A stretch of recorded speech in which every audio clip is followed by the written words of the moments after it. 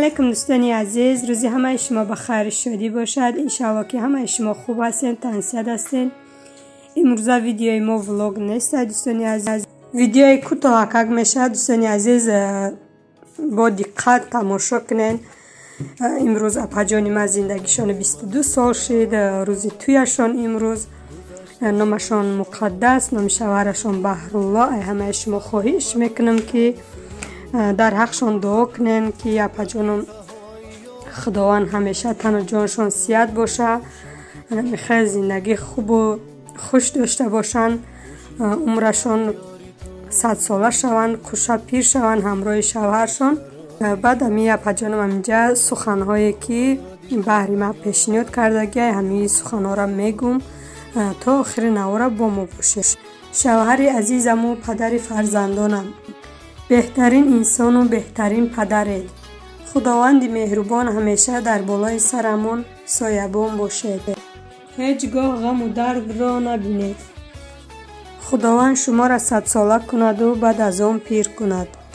دعا میکنیم که فرزندانتان همیشه فخر پدر شوند، دلک صاف و غمخوارتان را هرگز نشکنند. این سخنهای اپا جانم با دوستانی عزیز همیشه در حق اپا جانم دعا میکنیم. شما هم با دعا باشین دوستانی عزیز.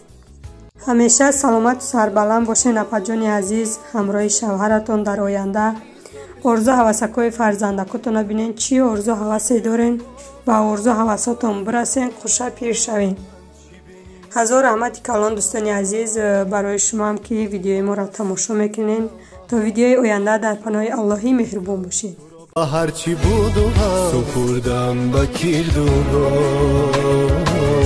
قدم قدم زی من گذشت،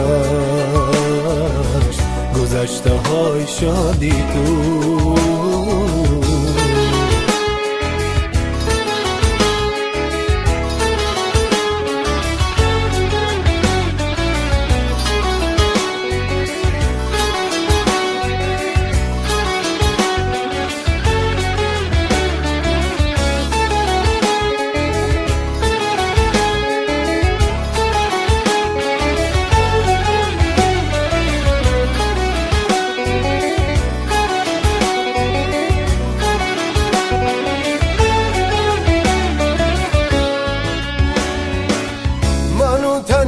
قطره ها منو تمیزی زهره ها،